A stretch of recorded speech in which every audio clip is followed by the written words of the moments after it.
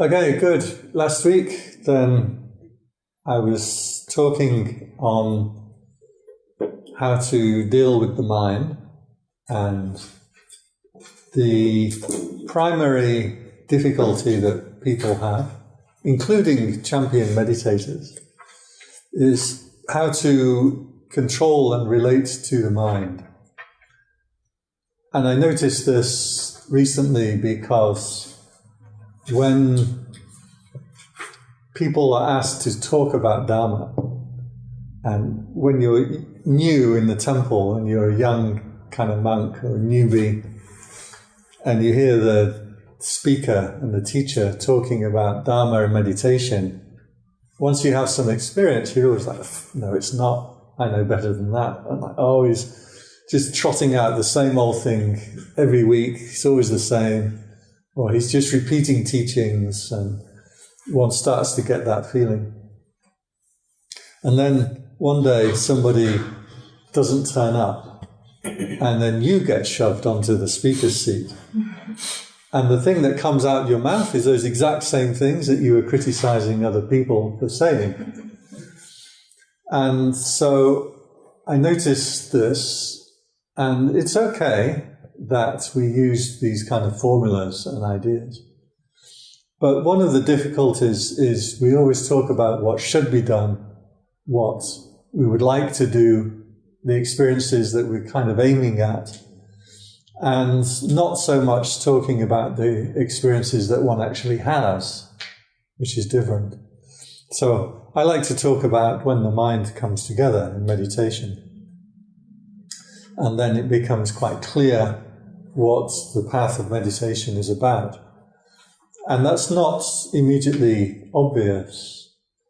I was reading the article today from Aeon magazine, talking about meditation. And they were saying that the goals of meditation, such as increased compassion or increased mindfulness, are scientifically proven to be the benefits of meditation. But the magazine was calling that into question and was saying, well, what if you had a control group in the experiments that just talked about compassion? Does that make you more compassionate or more mindful or more aware or have better precepts? So it turns out that a lot of the research into meditation and the benefits of meditation are not necessarily to do with meditation itself. Part of it is just the act of going to somewhere and talking about these things will start to change your behavior even without meditation. There's an interesting survey done on this some years ago, and this was research, psychological research into people telling lies. And one part of the research was they would have their test students, mostly students, they do these things in the university, and they would match people they'd never met before and have them go and talk together for 10 minutes on camera, no other rules. So people would just go and talk.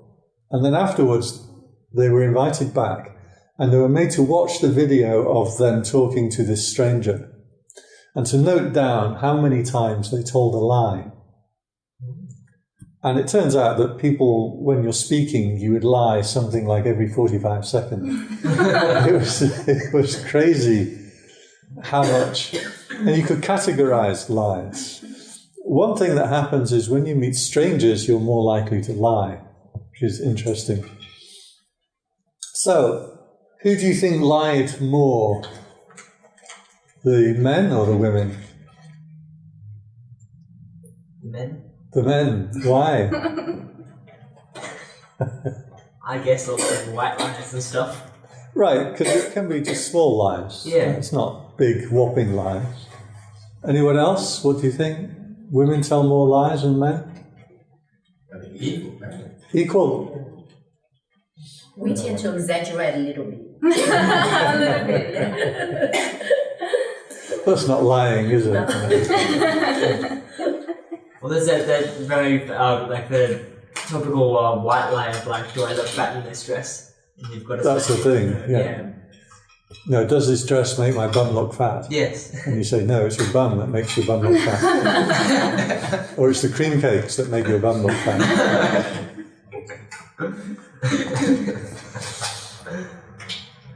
Hey. No, you're right. Male and female were roughly the same, but the type of lies were different. So, women would tell lies like, oh, that's a lovely watch you're wearing, or something like that. They would tell lies to make the other person feel good. Whereas men would tell lies to make themselves look good. So they would tell lies about themselves. Some other things in the research, they had a test of 10 questions. And we know statistically how many questions you're going to get right, statistically. So the average score, let's say, is 6.5 out of 10. Then they wanted to encourage people to see if they could make people lie about it. And they tried different strategies to make them tell lies. One strategy they used was, they said, we will give you $1 for every correct answer. And did lying go up or down? Up, I'm sure. Yeah. Huh? Up, yeah. No, lying came straight down. Oh. And the reason is because people will tell a lie when they think it's not important. But they won't tell a lie if they think they're telling a lie for $1. Because that adds a kind of level of makes it somewhat more crass. I told a lie deliberately for $1. That you'll feel bad about. But if you just tell a lie for no other real reason. One way they would do this was they would get people to mark their own tests and then get the average score. Then they would get people to swap tests and then mark each other's tests. And that's how they can tell roughly how much you're going to lie when you mark your own test. They tried other techniques. One of them, which was very interesting, the number of questions you got correct, you would get a token. And that token you could go and exchange for $1. Does lying go up or down? Down. Up. Lying went up. And the difference between that and the first test was, in the first test you're lying for $1. In the second test you're lying for a token, that then you go and get $1. And what's happening is you're removing yourself from like the money side of it. So once you remove yourself from that, you're much happier to tell lies. So this is very much more like white crime, white-collar crime, right? People avoiding taxes. It is stealing just as much as going into a shop and stealing a chocolate bar.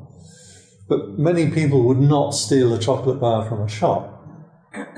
But they would gladly avoid $1,000 worth of tax if they can find some sneaky way around it. Because you're a step removed from it.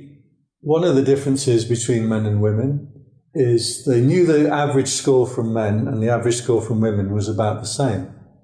So they went to the men. Remember, the average score is 6.5. They went to the men and they said the women score an average of 9. So suddenly the men's score jumped from 6.5 to 7.5. They're much more willing to tell a lie. But when the women tended to lie less, but when the women were told the men scored 9, suddenly the women lied like crazy. They were not willing to be outdone by the men.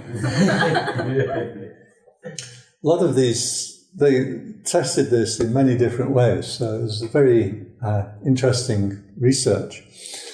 One of the things that they did in this research I found particularly interesting was they asked people before the test, they knew already how to manipulate you to make you lie. For example, if you mark your own paper and then report the score, you will lie so much. If you mark your own paper, screw your paper up and throw it in the bin, and then report your score, you will lie more. Even though in the first case, you're going to maybe take the paper home with you. You don't know what's going to happen to it. So they already know how to manipulate you into telling lies. And That's scary. yes, how to entice you into telling lies. And then what they did was they had people write down before the test how many of the 10 commandments they can remember. Now, most of these people are not really Christian, not really religious. But once they did that, lying came right down. The simple act of just talking about the 10 commandments, even with people that don't believe in Christianity or can't remember the 10 commandments, just the act of talking about it brought it down. So this might be what's happening with many of these tests on meditation, that meditation is supposed to be good for school children, is good for concentrating, it's good for exams, it's good for skin disease, liver disease, it's good for heart rate, it's all of these things that are going on. But actually, for skin disease, that seems a bit odd. it's called what's not cirrhosis, it's psoriasis of the skin, which is a rather severe skin condition. And this was done in the MBSR. Do you know this one? Mindfulness-based stress reduction. It's clinical investigation into mindfulness meditation. One of the ways to treat cirrhosis, I always wanted to say psoriasis, cirrhosis of the skin, is to treat it with extremely high concentrations of ultraviolet light. And this is quite extreme cases, and it's quite an extreme treatment. And the ultraviolet light will damage the skin to a fairly large degree. I don't quite know how it works. I think it's something that the light damages the skin and causes new skin to grow or something like that. So they wanted to test whether mindfulness had any effect on that. And so they would measure, after people would have this treatment, how long did it take before the skin was 50% repaired? And if you practiced mindfulness meditation during the treatment and afterwards, it would repair 4 times faster than if you didn't. It's extremely robust finding that actually the meditation really did affect this particular skin condition. So a lot of these advantages, though, as you see, even just talking about the 10 Commandments, or just talking about compassion, or just meeting up with people not in a pub, is going to start to change you irrespective of the meditation. And my counter question to that, when I'm reading this article that people have been posting around, is that do we do meditation in order to make ourselves more moral? Do we do meditation in order to stop drinking alcohol, to save money? Do we do meditation because we have cirrhosis of the skin? Psoriasis of the skin? And to me, the answer to that question is no. I do meditation because the meditation is beautiful. Not because I want to particularly change my behavior or change my status in some way. Come, last people then sit at the front. So, in my mind, the real reason for doing meditation is not for these kind of benefits. It's not to bring my heart rate down or to sort out my cholesterol or whatever it is.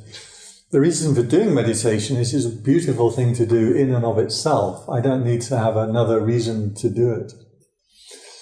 And the meditation becomes beautiful when the mind comes together.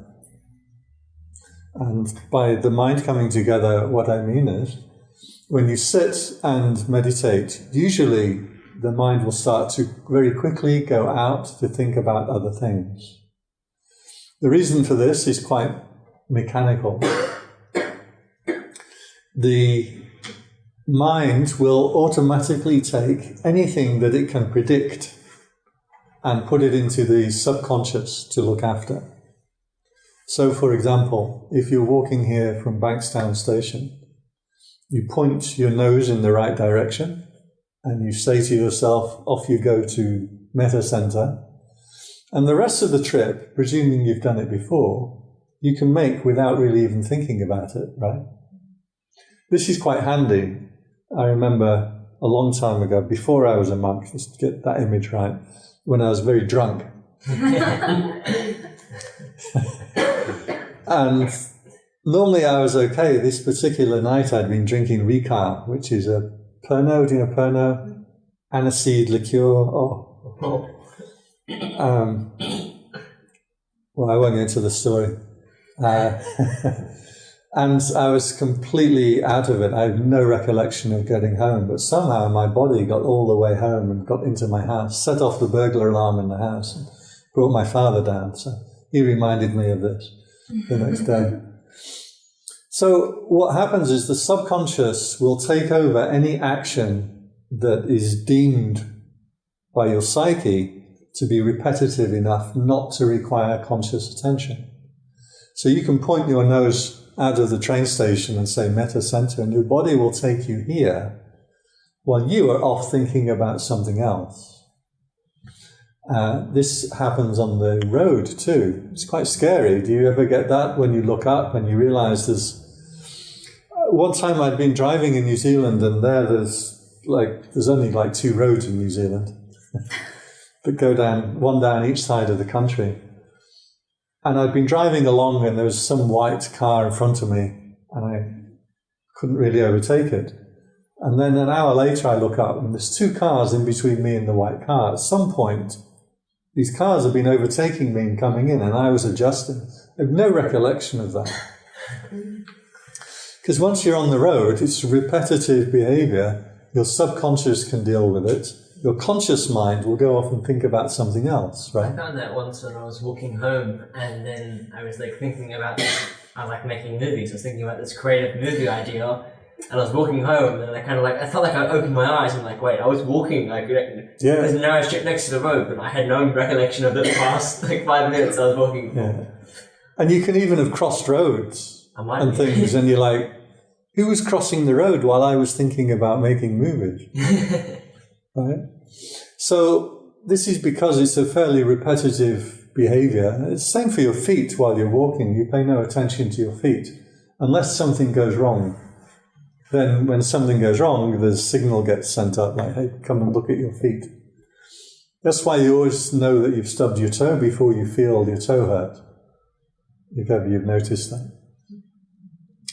So the same will happen in meditation, is that if you are focusing on the breath, the in-breath and the out-breath, the in-breath and the out-breath, your subconscious mind goes, all right, in, out, got that, figured it out. I'll take care of the breathing and you can go off and think about something more interesting. And then your mind is gone, and then suddenly you realize that 10 minutes, 20 minutes, an hour has gone by in the meditation. You didn't even know that you didn't know the breath, right? And sometimes the subconscious is sneaky because it says to you, I was aware of the breath the whole time, don't worry. And then you think, oh, well, I was doing the meditation. And actually you weren't. You were off thinking about some other thing. So this is the experience in meditation that I was talking about last week. Was in Buddhism, we separate the thinking into 2 kinds of thinking. And one kind of thinking is where you have a particular topic which is obsessing your mind, something in particular that you are thinking about. And this is called, because these guys are here, Sasankarikam, and it's in the Abhidhamma. And then you have Asankarikam. Did I say that right? Yeah. Good. I feel very shy in front of these guys. which is called non-directed thinking. So directed thinking means that you have a particular topic, thought, or story that you are thinking about. So, for example, could be while you're walking or while you're driving, but also while you're meditating. The subconscious starts to take care of any predictable behavior, and your conscious mind can then wander off onto something else. And that will be a story like, what's for dinner? What movie am I going to make? Do I want to use Premiere or Final Cut? Don't use Final Cut. Well, don't use a Mac. That's full stop. Don't use a Mac. And that will be a particular story that interests you. And that story that's come up has come up because of karma and because you've given attention to that kind of thinking in the past. So if you like cooking, then you'll start planning out your next meal. Or for me, when I was young, I built a hovercraft. And so every so often this thought comes up about hovercraft. Come and think about me. Don't worry about the breath. I'll look at the breath. You go and think about hovercraft. You don't think about hovercraft because you didn't give it any attention before, right? So the story that will come up because you've given it attention before. It's a very straightforward mechanism. Another way to talk about it might be to say, well, with karma, if you have karma around a particular topic, that means there's a particular attraction or attachment to that topic. I'm attracted to thinking about Thai politics, and I've noticed that since I came here, and I haven't read the Bangkok Post, like I couldn't care less about Thai politics anymore.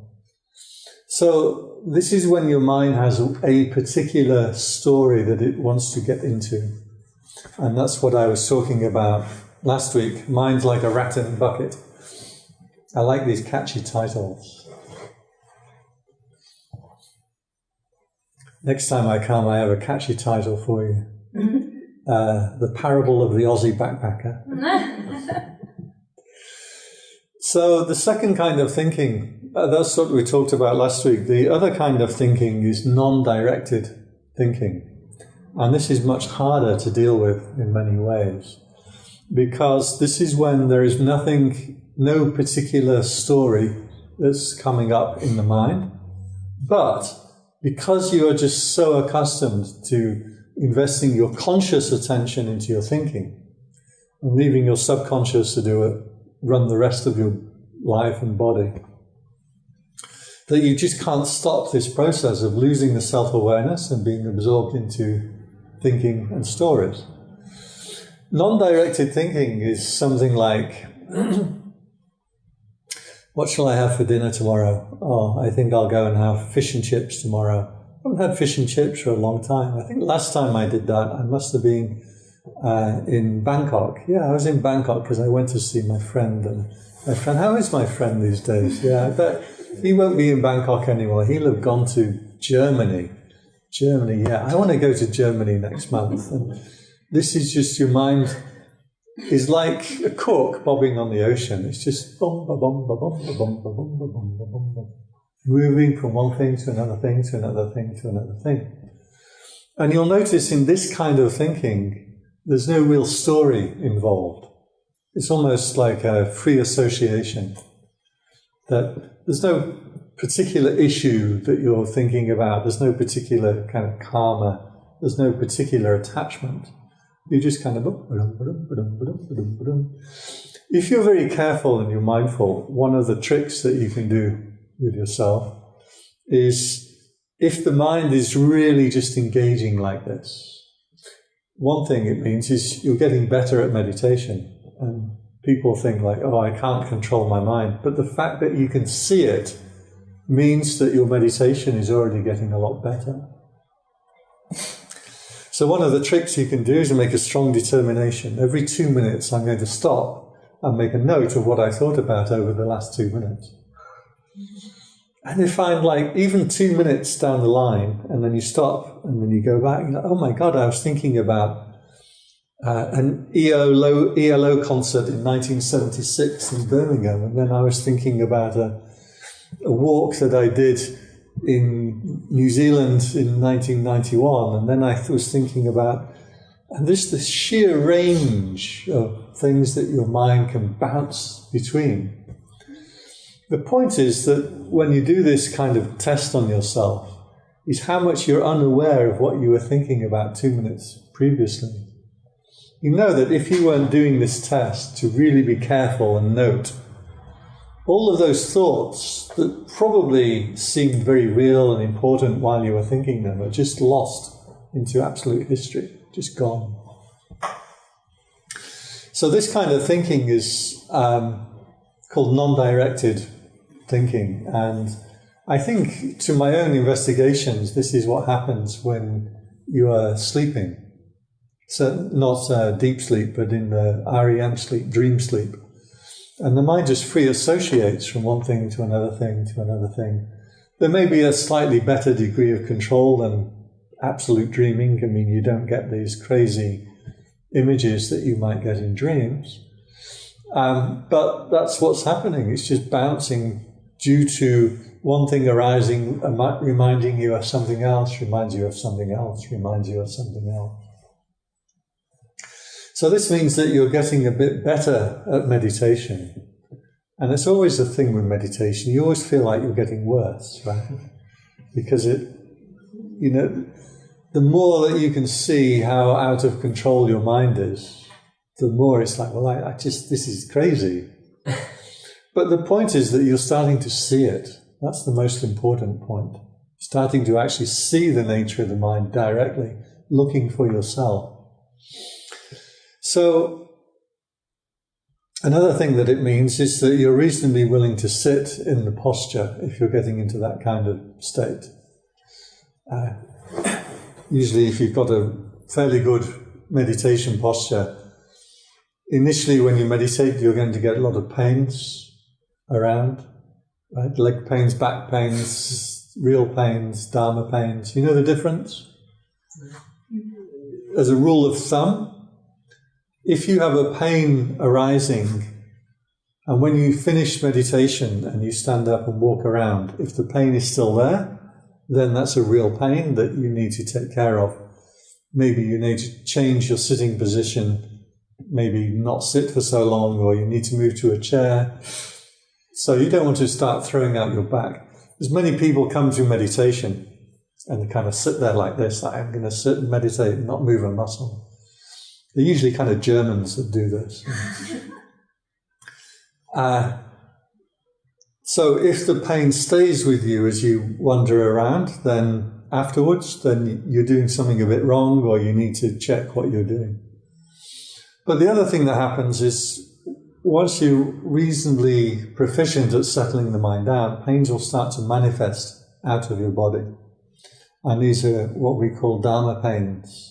Also happens in yoga sometimes, and kind of qigong and meditation, things like that. If the pain then disappears as soon as you stand up and move around, you know that was a dharma pain, and you're not going to be causing yourself any damage by being with it. Unfortunately, with dharma pains, the only way through is to just sit through it. You can bring attention to it, you can investigate it, but eventually you just have to sit through it, and eventually it will disappear. So if you're getting into this non-directive state of thinking, it means that you're reasonably comfortable sitting down and being in that posture. So that also is a good sign that you're making some progress with the meditation. The mind that gets into this non-directed thinking, this is a form of kind of dullness. And the big trick to meditate is to get this balance between energy and peace, if you like. Or too much thinking, too much effort, too much energy. And on the other side, you have too much dullness, too much slowness, too much non-mindfulness of the mind. So meditation is always going to be finding that balance between these two. And pretty much whenever you're making an effort, you're going to be going one way or the other. For most people when they meditate, you'll be getting into too much thinking, or the mind will just be starting to lose sight of itself and lose control of itself. So what do we do about this kind of bobbing mind? There are a number of techniques or things that you can do. First thing to realize is that while the mind is doing that, it's not being mindful. You're not being aware. You can, this is the tricky part to it, you can bring mindfulness to it. So if you're really sharp and you make a strong determination, you can watch this mind as it goes from one thing to another thing to another thing. You need to apply quite a bit of energy to do that. Does that happen if you're purposely, I know I kind of sometimes enjoy the kind of just popping from one pot to another, because sometimes I'll kind of purposely do it. I'll kind of go, okay, I'm kind of very conscious of one thing popping. Is that what you're talking about? Yeah, I have that problem a lot because I kind of am quite happy just sitting down for hours, and then part of me is just quite happy with just let my mind go bobbing along like this, and then I don't put in the effort. And sometimes I can go for 2 or 3 hours and because I somehow can't arouse I like it.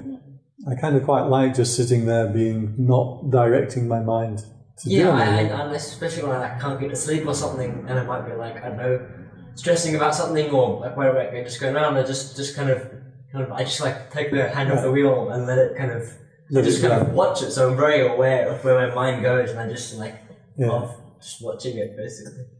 It is, but there won't be any end to it if you do that. No. There is... Usually I just fall asleep then. Same for me. And there's nothing wrong with that. It's quite a useful trick to be able to do.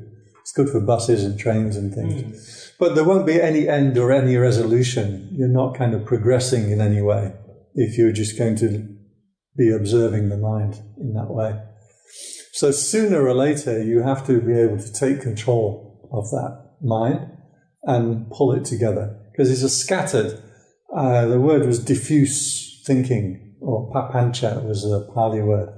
But it means one thing reminds you of another thing, reminds you of another thing. And so it's called diffuse thinking. And what this will do is it'll dissipate your energy. Dissipate the power of the mind to be able to come together and practice meditation and Dharma. So at some point you have to, if you're doing meditation, is to shake yourself out from that and really start to apply more of an effort. Now there's one other thing that will happen in the dullness of the mind. That's one of them. So one of the reasons that people have dementia for indirect thinking, not? Is that nowadays in Australia have a lot of increasing for dementia. Okay, that's because the population is getting older. It's not because that we have a increasing propensity to it. It just means that the age of the population is getting older. So then there's more dementia, which is a good sign because we're living long enough to get demented.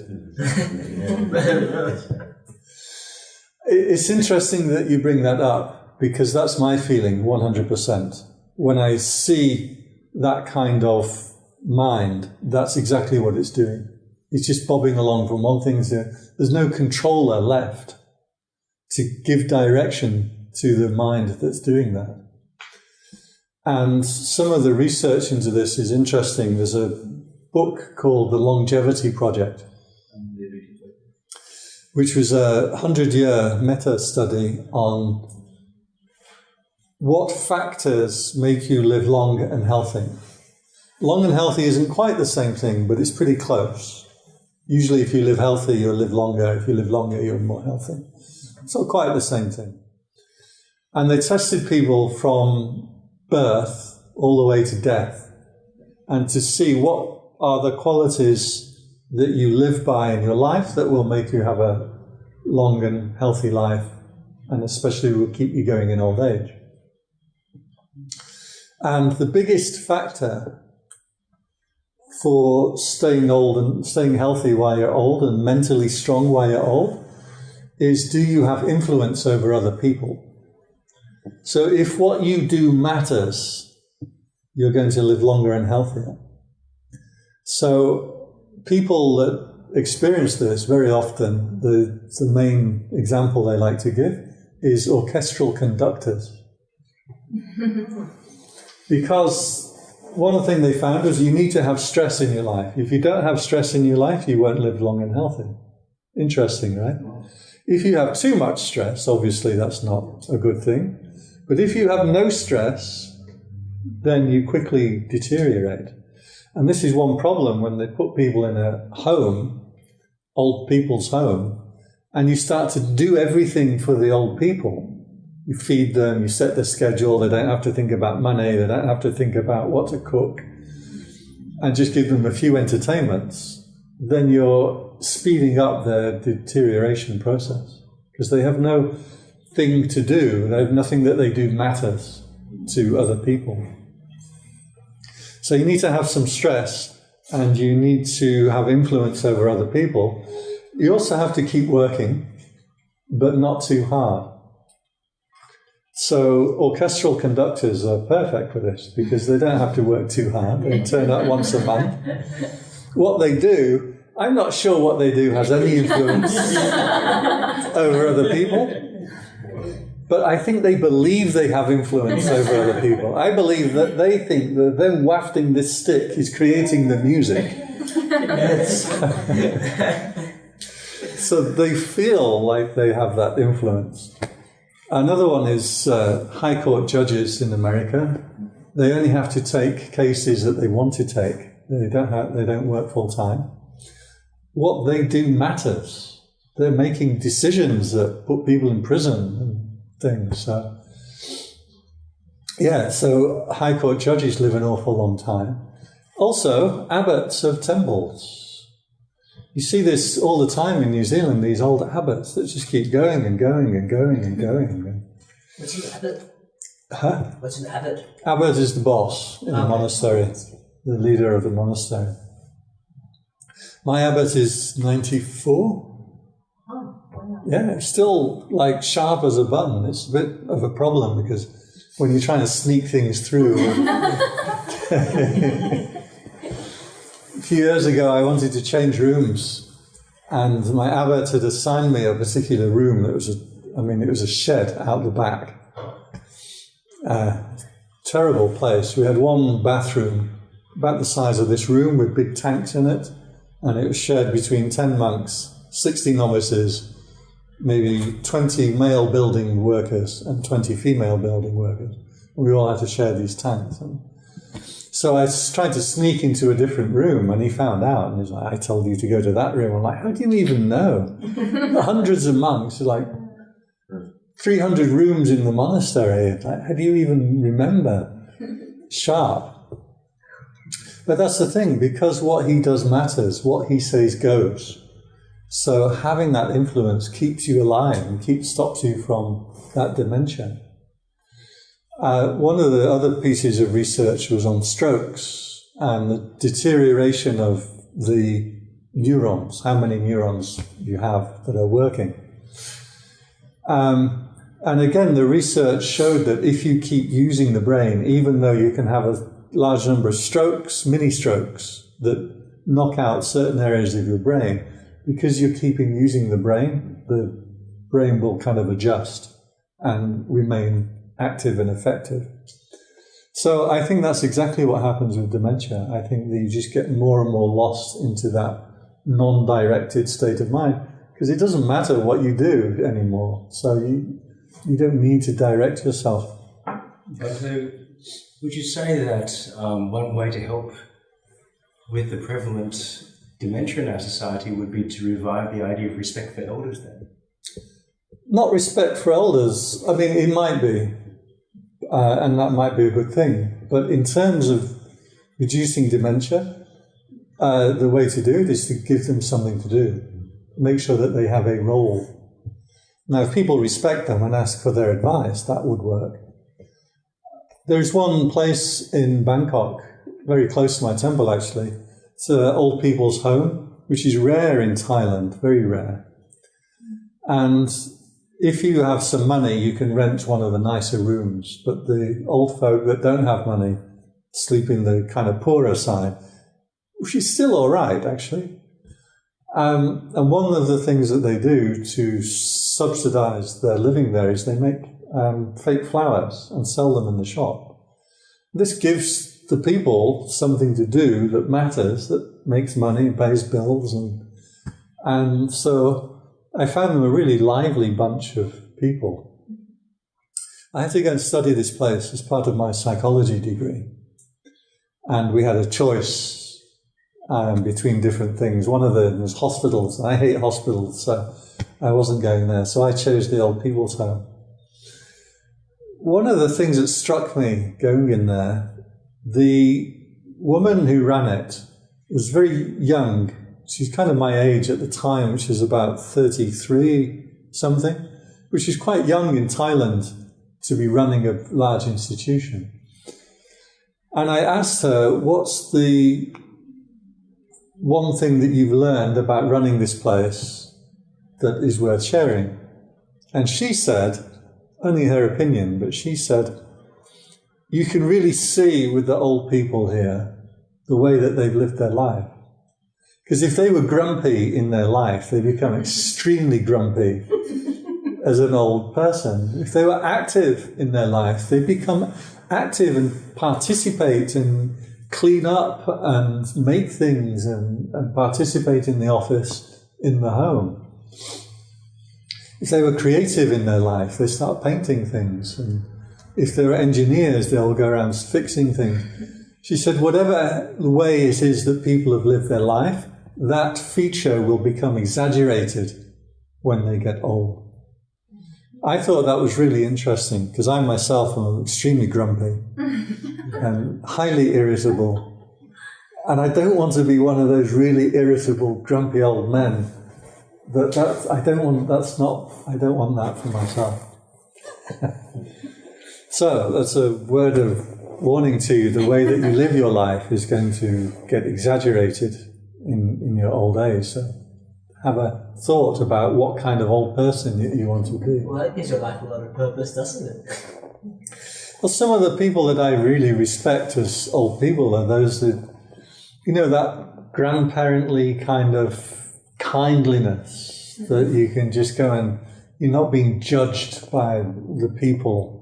That I kind of find quite beautiful, and that I think is something to aim for. So yeah, I think that's exactly what dementia is. I think that's exactly what TV is as well. When you turn on the TV, you're not having to invest any effort or any direction in the mind. You're just allowing the mind to be pulled around from one thing to another thing. So the tests... Reading books are better? I do think reading books are better. If you read books, you will live 6 years longer than if you don't. So I do think reading books is a lot better. Watching TV, the test showed that if you have people watch TV in a controlled environment, have them watch TV all day, and then you test them on what they were viewing 2 hours or 4 hours previously, most of the time they can't remember. So it shows that you're really just having your mind pulled around without any kind of direction, giving it any direction. So this is the one kind. The second kind of thing that I wanted to touch on this evening is something that's called fake concentration. And this is also something that occurs in meditation. Some of you might be familiar with there's a Tibetan map of the journey, and it starts off with a monkey and a monk and a stick and an elephant, and then these characters go up the winding path, and eventually the monk is on the back of the white elephant with a sword. Everybody seen that? Okay, then there's no point in me really telling you. We got a nod here. Oh, you've seen that? It sounds like Journey to the West. Yeah, that kind of thing.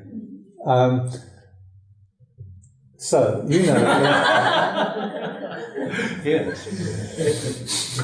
as the team is going up, first of all, the elephant is dragging the monk, and the monk has no control. So the elephant is the mind, and the mind is going off in its own direction, and the monk is the one who's supposed to control it. And bit by bit, as you go through the pictures, what you find is the monk starts to come in front of the elephant, starts to control it, holding its ear, and eventually it's riding the elephant. And this shows the control over the mind that is gained through the meditation. And many meditation teachers don't like to talk about control of the mind, but this is what is being presented. Halfway up, you realize there was a black hair like a rabbit will appear on the elephant.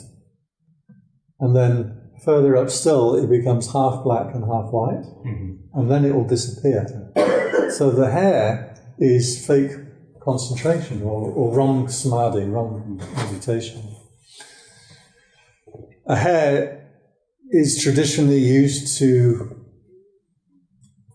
as one aspect of the mind, because the mind traditionally has two aspects: intellect and thinking, and imagination. So the hair always represents the imaginative or the creative side of the brain. So what's this fake concentration? This is when you're able to sit, get into posture, let go of any heavy issues, serious issues that make you want to think about them. So you've shot your rat, it's dead in the bucket. You have to have been here last week. We don't shoot rats, just that was from last week. And then because you're willing to let go, so the mind is bobbing from one thing to another thing to another thing, and what happens is the mind starts to shut down parts of itself. And what actually happens is you fall asleep, but you fall asleep in a kind of half sleep. You're still sitting, you're not necessarily nodding off, but the mind's just going to... It's actually quite pleasant. I do that a lot in class. Where I think my mind's just gone off to something else, and I kind of like remember bits of class, but like I was probably up my eyes out, I don't know, but like I wouldn't be able to tell you what we were talking about, even though I was awake for bits. I wasn't concentrating at all. I was kind of just zoning out and go to sleep.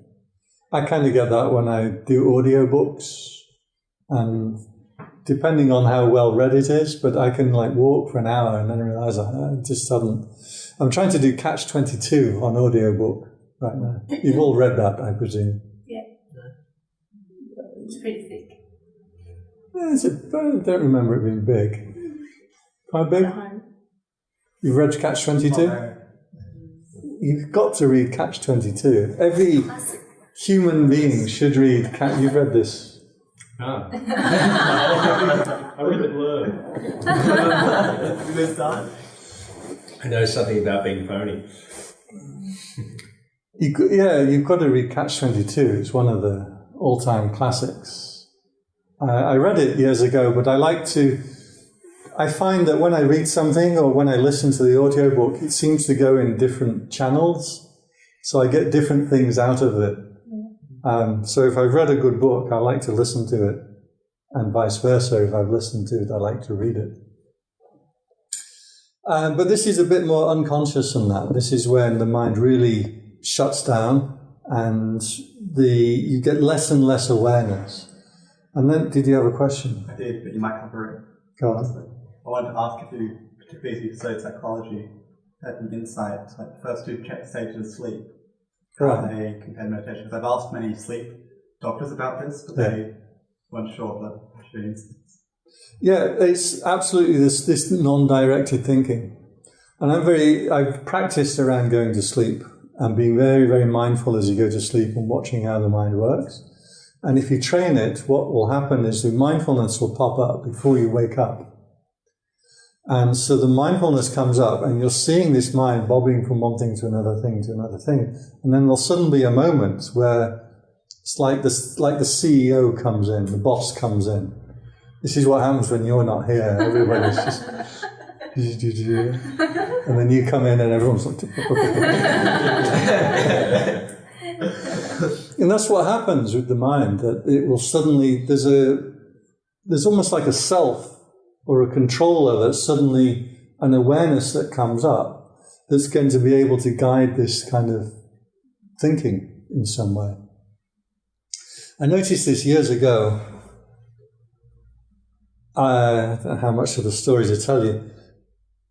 this Thai doctor told me I had lymphatic cancer, which I don't have, or at least I haven't died yet. So. There's a long story about this. I'll tell you some other time maybe. But I believed that I was dying. 100% believed it. I'm not dying. I am dying, but I've got a while to go. There's a whole story and reasons behind it. But one of the things that happened that people tell you, especially meditators, is that when you're faced with your own death, you suddenly become very, very mindful. And one reason is your mind can't go very far before it's snapped back. You can't get lost or caught up in long lines of thinking and wanting and desiring and planning, because every couple of minutes you're like, I'm going to die, I'm going to die. Suddenly, the mindfulness is suddenly there and very, very strong. And of course, if you haven't practiced, that will be utterly alien and totally uncomfortable to you. If you have practiced, it will be very familiar and comfortable to you. Mindfulness is a quality, but what you're mindful of might not be different. So if you're thinking you're dying, what you're mindful of is this mind in panic and fear, certainly initially. So what you're mindful of might not be very nice, but the mindfulness itself will be very familiar. And so this is a really good reason to practice meditation so that you're ready when you die.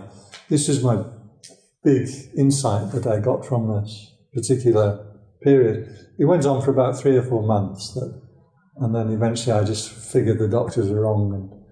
And is it helpful when you're mindful of something that's unpleasant or like that? Is that still like a good practice for mindfulness? Like, is it still healthy to? Yeah. Mindfulness is separate to what you are mindful of. Okay. So consciousness is separate to what you are conscious of. Oh. And very much our job as a meditator, full time in the long scale of thing, is learning to return consciousness to consciousness and let go of the things that you're conscious of. But it's getting into non-duality and things. Actually, I'll talk a bit more about this on Saturday. And then one of the things that I noticed, I had this constant kind of fear in my stomach, and it made me not want to eat, and I was really mindful. And each day I would wake up after sleeping, because I couldn't sleep very well. And I would notice the exact moment where the self resurrected itself. That self knows, I'm going to die. But seconds before that, I'd still have access to the memory, and I'd be like, my mind's just going from this to this to this to this to this. And then suddenly, there's a self that arises and starts taking control and starts suffering. Interesting. So the fake samadhi is when you settle into this state, and what's actually happening is you are going to sleep, or parts of you are shutting down and starting to sleep. And then they ring the bell and you're like, what? You're like, oh, right. And then you kind of rub yourself, that must be the end. And you're not quite sure if it was 10 minutes or 2 hours. You just thought, you're not quite sure if you were awake or not awake, or mindful or not mindful, but you're like, it feels quite nice. It feels like waking up, actually. It feels reasonably refreshed. So that is called the fake samadhi, or wrong concentration. And teachers do warn about it. But I have a question that this is one of the stages that you go through. So when teachers warn you that, that's not real meditation, don't do it. No, but that means that you're progressing on that path. You're starting to experience these things that yogis have been experiencing for the last 2,000 years. And so to me, it's a good sign that you can sit and get into that kind of state. Sooner or later, you have to shake that off too and start arousing energy and not allowing your mind to slip into that unconsciousness. So, just before we finish up, we'll have time for some questions. The state of mind when the mind comes together, when it is in balance, when you've got not too much energy, not too little, not too dull, but fairly peaceful. And at some point, the mind will suddenly come together, and it will be very clear, very mindful. And what it is mindful of, what is going through your experience, is not so important. It gets less and less important. What's important is that the feeling of the mind coming together also is an experience. This is one thing many meditation teachers don't mention or don't understand. They tend to tell you whatever experience you have, just be mindful of it. But there is an experience when your mind has come together, and suddenly the meditation becomes very effortless, because the mind is starting to become aware of the mind, or the awareness is starting to become aware of the awareness. You're on what they call stable ground. Even though the mind might be moving around, it's more like the mind is moving around on a movie screen somewhere, but you are nice and clear and stable and bright and alert. So that's the experience when the mind kind of comes together. The Pali word is ekabhava. Bhava means to do, or to become, to be. And eka means one, so literally becoming one.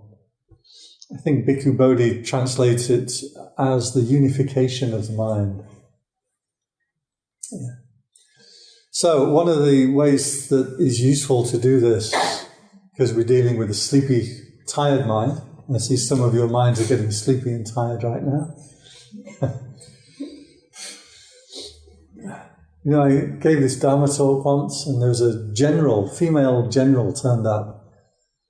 And I thought, wow, this is quite good. A general is coming to mind. I didn't realize at the time that the Thai army has more generals than they have soldiers. And she sat there the whole way through the talk. You can't think of anything else when someone's doing that in front of you. Did any of you watch Jack Whitehall, Travels with My Father? No? Okay, go and watch Jack Whitehall, Travels with My Father. Is it a movie or a TV show? It's a TV show. Jack Whitehall is a British comedian, young guy. It rings a bell, Jack Whitehall. Yeah, I like him. I liked his stuff. I respected him because he's a young guy in stand-up, and that's hard. I study stand-up comedians because I study public speaking, and I teach a couple of public speaking courses in the university. And anyway, Jack Whitehall team called me up in Bangkok and said, we're coming to Bangkok and we're going to do a show in Bangkok. And so I was going to be one of their segments. And so that's why you should watch Jack Whitehall, because I'm in it. I just got out of the Thai embassy a couple of days ago. I was walking into the park next to the Botanical Gardens that goes around, I don't know the name of it, the park there. Hyde Park. It's in front of Hyde Park, around the water, but not quite the... Miss Macquarie's tomb. Okay, so there's a Botanical Gardens, and there's quite a big garden around it, as in that park. Sure you weren't just in Botanical Gardens? Well, I think Botanical Gardens is a fenced area within the park, within a larger park.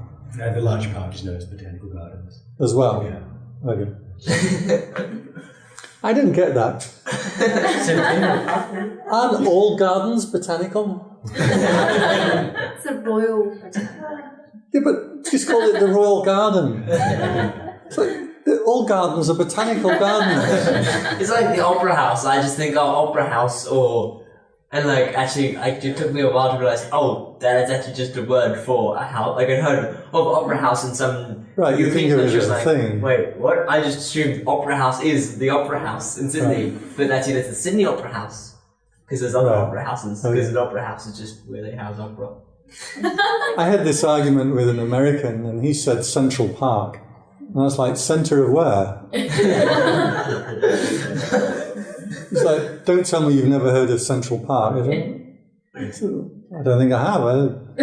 And then he thought I was kind of lying or trying to annoy him or something. And I'm like, well, I don't know where Central Park is. It kind of rings a bell. Could be the centre of anywhere. There's a Central Park in the city. Yeah, exactly. This another American, he said, he was doing something, I don't know, he said, who won the Civil War? And I'm like, well, like Oliver Cromwell won the Civil War. Of course, he meant the American Civil War. To him, that's the Civil War. He's Oliver Cromwell. Yeah, I said Oliver Cromwell won the Civil War, or Gandhi won the Civil War. There's civil wars everywhere. So I was walking through the gardens, and two girls came up to me and said, excuse me. I'm like, oh, no, where are you going? Were you in Jack Whitehall? I wasn't my father. Why was the saying that he had? They got me all off track. It's like a cork. Sorry, and he said, so I was talking to him about public speaking, which is my interest. And I said to him, I've seen your TV shows. And I'm like, oh, they're all right. They're quite good. I said, I've seen your stand-up. And like, it's impressive for a young guy. Because stand-up comedians, if you're under like 25, you just don't believe that they've had enough life experience to be able to stand up there and tell you about their life experience. I said, but I saw you in the Secret Policeman's Ball, which is a really big stand-up show with the top stand-up comedians in the world. I said, when I saw you did that, I said, you owned the stage. That's when I realized you're a really good speaker. And up to that point, he'd been very dull. He'd been like, you think he's going to be a personality, but he wasn't. And then he came and said, oh, I'm so glad you said that. He said, because that was the worst night of my life. And what they'd done is they'd lit the stage, lit the audience. And he said the last thing that he wants to see is anybody in the audience. But they'd lit the audience, and there was one guy on his iPhone, and he just couldn't stop thinking about that one guy playing with his iPhone throughout the entire talk. You remember why you mentioned that? No, I'm completely off. I was just trying to think, like, why did we come from that? I think it was because... No, because of the general. Yeah, general who was, yeah. This is what happens with the mind. No direct. I was just trying to think, like, where did that come from? She was doing, yeah, that's right. Yeah, and I said that because some of you are starting to look like you're falling asleep. So. Yeah, we figured it out. We worked out where we met. So that's what you do. You trace back and you say, oh, how do I get from here to here to here to here to here? The thoughts seem so important while you're thinking them, and then when you look back and see your thoughts from a minute ago or 10 minutes ago or last week, or like that's just not important anymore. Seems so important while it's there in front of you. So these were some of the talking about the strategies for the mind as it gets kind of dull and sleepy, that you're going to have to start bringing in energy and effort to bring the mind together. I wanted to ask, you said those thoughts do seem important, but they fade away. Are thoughts about Dharma during meditation different? Because like those thoughts that they have a different character somehow, but they don't always fade away in the same way. Well, you have an accumulative effect, which is a kind of karmic effect. So if you keep in mind Dharma or Dharma principles, or indeed other things, psychology principles too, then this will have kind of a longer effect on life. So you'll start to adjust. You'll get insights, and then you start to adjust your behavior. So it's not that thoughts are not important. You're going to have to think as a living being, and you should learn to think in a sensible and a wise way. However, the thoughts are not really important while you're meditating. While you're doing the meditation, we really want to put those thoughts aside. Unless there's a particular topic that you're working on. For example, if you're feeling very anxious or very angry, if you're undergoing something in your life, sometimes you need to kind of direct some thoughts towards that. The longevity project that I was telling you about, it looked at some of the things that make you live less long. And one of the common bits of research was that if you're married, you will live longer. Do you believe that? You might not want to live longer if you're married, but it's just one very strong reason for that is that partners look after each other. So you're more likely to take your medicine if your partner keeps reminding you take your medicine, or it gives you a purpose as well. Gives you a purpose. If you're in a loving marriage and you kind of think, well, you don't want to just forget everything and waste away because the other person would miss you. And so just like I said earlier, you matter. Yeah. If you're in a partnership, you're looking after other people. You matter for the other person. Yeah. But it turns out that marriage doesn't make you live less long when you really crunch all the numbers. The actual statistic is divorce will make you live less long. So getting divorced will take years off your life. For men or for women, it's not the same. Does it affect men more or women more? Men more. Women. Men. Women, men. Actually, it doesn't affect women in terms of health and longevity. It might affect women emotionally. I mean, presumably it does. But it won't actually affect how long or healthy you live. But for a male, it makes you highly likely to die in the next 5 years. If you survive 5 years after a divorce, then you tend to come back to statistical norms. But men have divorce hits men in terms of health and longevity very hard. So it's not getting married that makes you live longer. It's getting divorced that will cut years off your life. I was quite relieved for that because I'm not planning on getting married. So I could just get married and just stay married forever. Well, I could get married and then kind of leave my wife somewhere and live somewhere else. Like, well, I've got the statistic of being married, but I don't. I'm not like, you're in by law married. But yes, exactly. I've signed a piece of paper. But I think the statistic is probably because they're, caring about it. Yeah. Also, statistics on this, and also on happiness. The wider your circle of friends, the happier and longer that you will live, which is interesting. So people that belong to religious groups live longer, healthier and happier. Irrespective of the religion, doesn't matter what religion it is, for the statistic. But part of that reason might just be because as part of a religious group, you've got more friends. So also, you have a purpose. I think I feel like the religion would give you like a reason and a purpose. Yeah. Okay, anyone? We've got kind of 5 minutes. Anyone have any question? So kind of been talking about I asked the question before about is it like bad towards your meditation practice to focus on a negative thought? Because I've had a lot of this particular kind of negative thought, even during the talk it came up again, and I kind of don't know, I guess because it's a negative thought, so I kind of want to get rid of it, and that's the natural reaction, because it's a thought of kind of anger and I guess kind of sadness. Are you going to tell us what the negative thought is? Sure, okay. Would you like to know? Yes. That helps with them. So I was doing an internship for filmmaking, and they said I was going to be doing a month, and it didn't last a month, and it only lasted a week and a bit. Basically, they let me go. Right. And so I was very upset about that. Right.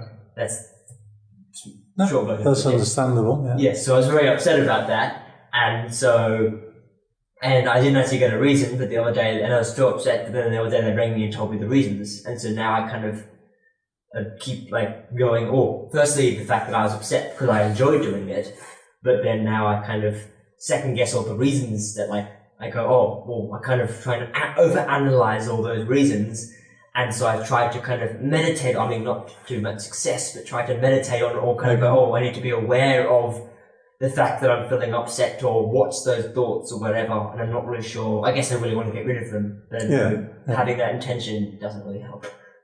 Well, get rid of them or get revenge. One or the other will work. What are you suggesting?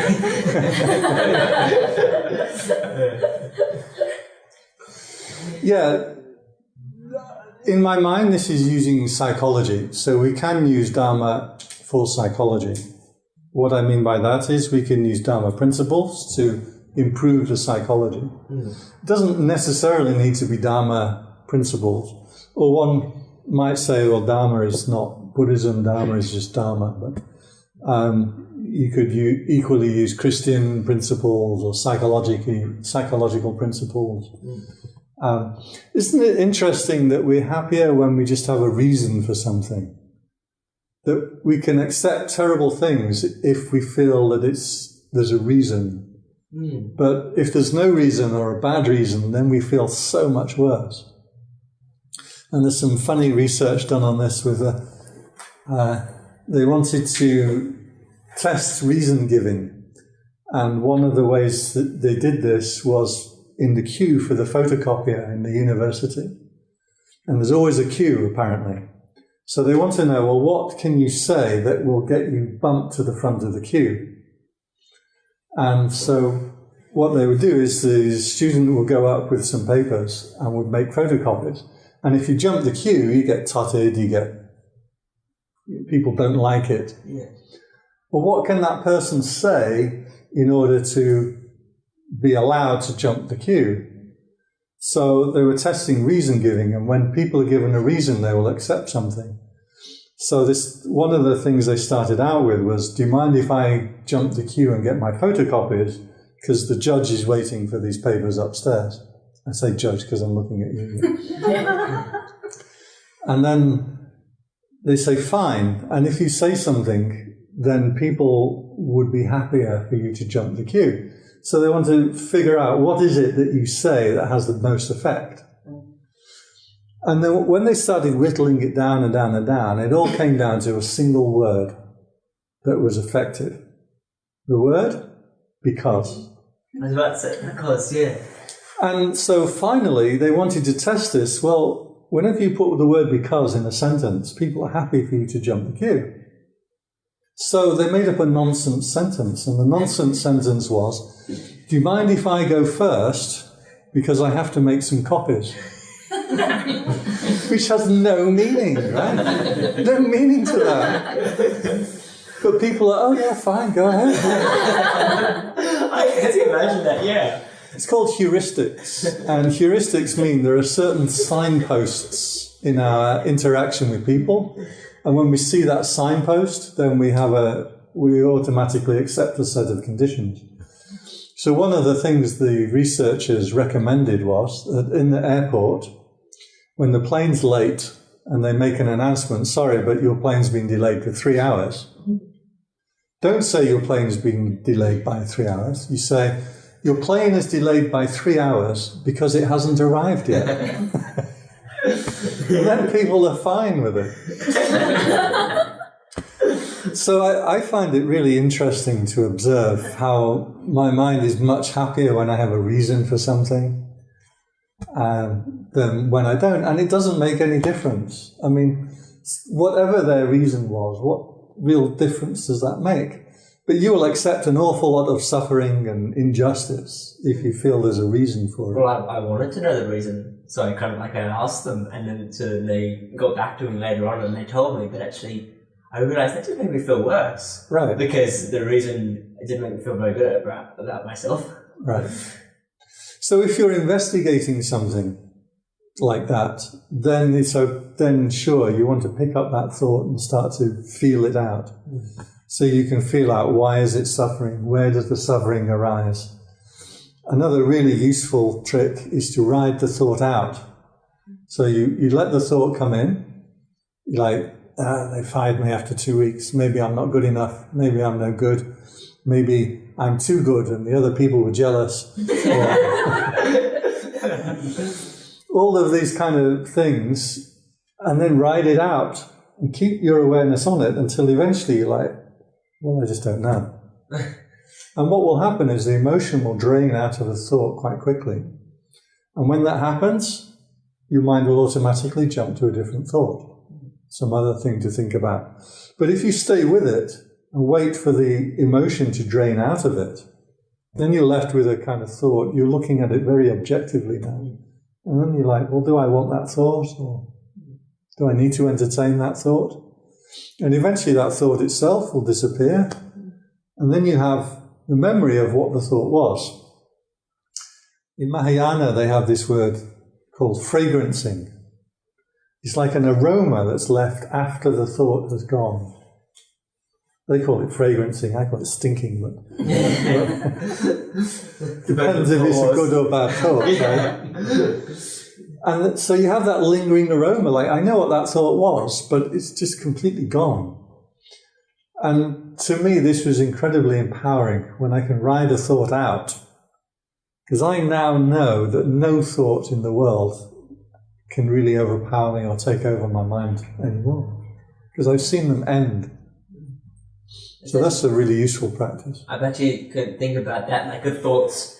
I can't even remember the situation now, which shows that I remembered a time where I had this thought and I keep thinking about it, like, I know a time someone told me off or something, but I kind of thought about it so much, I can't remember what they told me off for. Right. But I remember there was a moment where I got told off, and I kind of went, whoa. And I feel like, obviously now I've forgotten it because it had no meaning, because I was obviously upset that they told me off for a certain thing, but then I obviously milked it so much that the thought just kind of faded away because I couldn't even remember what I was told off for, so it didn't make a difference. So another thing is you remember your memory, you don't remember the thing.